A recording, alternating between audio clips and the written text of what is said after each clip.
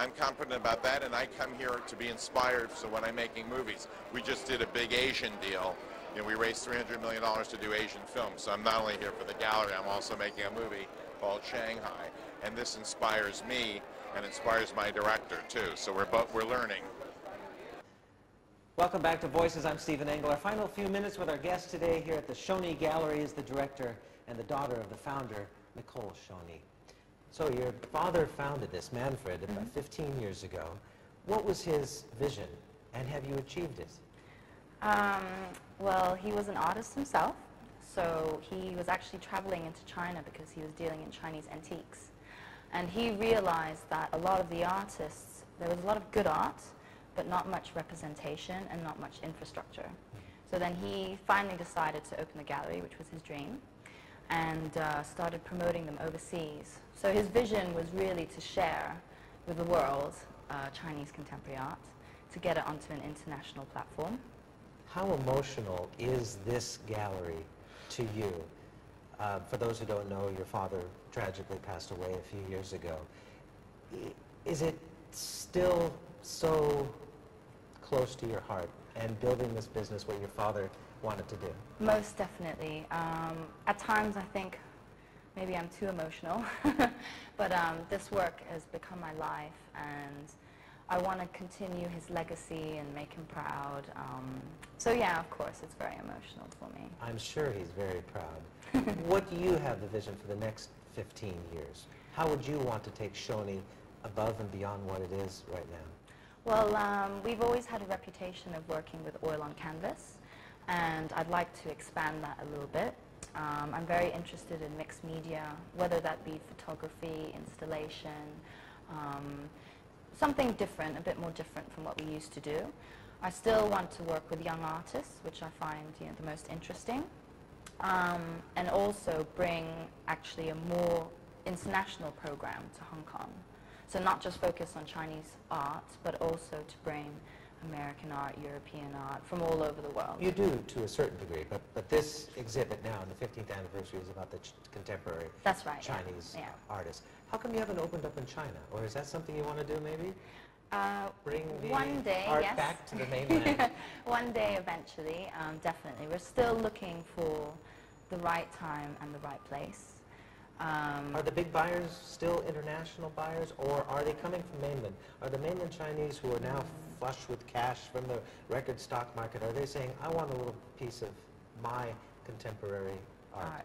Yeah, I think there are definitely more Chinese collectors, but I would say that it's still mostly overseas. The interest is still mostly overseas. So let's take a look at a painting here, because yeah, it's quite a fun story. Tell me about this, and who are the people in the painting? Well, this is a painting by Zhong Biao. Zhong Biao is, he actually had his debut solo with us when he was 27, which is very young, and that was almost 10 years ago now.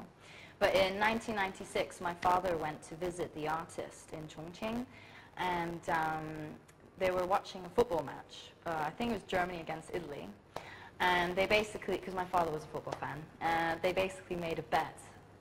My father was with Germany and Zhong Biao was with Italy, and whoever lost had to paint the winner a painting. So Zhong Biao obviously lost the match. I take it one of these is your father. Yeah, that's my father in the background.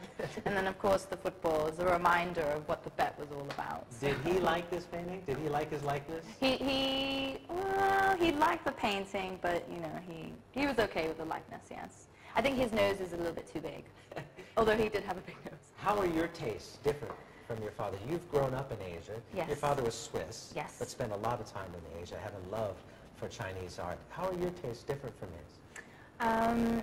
I think our tastes are very similar, but I do think there is a generation sort of issue. You know, our generation, we've been brought up with technology. I think technology is going to be actually the way forward for art, especially the artists who are in their 20s. So I like very edgy. I also like things which sort of attract and repel, whereas my father was much more aesthetically pleasing, more relaxing. I like a bit more confrontational. I know you love this business and yes. growing it. Yes. Do you love the art? Of course I love the art. Is it good? I've talked to a number of art critics over my time, some more recently, and most people agree that it's showing today's China and the emergence of China. But some have poo-pooed it as well, saying this is not very good. It might be powerful for the meanings that it has, but it's not very good. What would you say to those critics who say technically the quality is not there yet? I think technically, I don't think anyone can doubt their technique. If you look at the academies in China, the way they're taught, it's all about technique. I mean, they have technique down to the T. In terms of maybe thinking out of the box, maybe being more innovative, I can understand, but having said that, it's difficult because everything has already been done. So how do you do something new? And art is subjective too. Exactly. It's in the beauty is in the eye of the beholder, right? Yeah, exactly. So again, I guess I come back to the thesis that we had in the beginning. Is this run in contemporary Chinese art going to continue from what you're seeing? Because you're on the money side. You're seeing the people, the investors come in and I wish I could be willing on the to art side, but I'm on the money side. We follow the money at Bloomberg. Does it have legs? Will it go beyond a Chinese stock market crash? I think it will, yes. But I think you have to think long term, the way we think. You know, we don't think of tomorrow. We think of 10 years, 20 years, 15 years down the line. I mean, I think Chinese art is actually still in its infancy, if you think about it, especially the contemporary art. It is hard to predict, but I think there's a lot of hope, and a lot of new talent will come out. So. Has it helped as well, or has it hindered your business in the sense of commercializing it, the whole interest by the international auction houses? How much do you credit them, or has it really been a grassroots effort by galleries such as yours where you go into China, you find these, you nurture these, almost like welcoming them into your family? Is that the better way to go, or is it? I think you said it yourself. Galleries such as ours, we nurture the market of the artists. Auction houses only take the paintings once there is a market and it has been nurtured. But they've played a major role in the increasing prices, most definitely. All right, Nicole, time's up. Half hour goes by quickly. Thank you very much for inviting me into your home. You're welcome. And seeing the art. Again, 15th anniversary of the Schoeni Gallery. Thanks for watching, everybody. You've been watching Bloomberg Voices.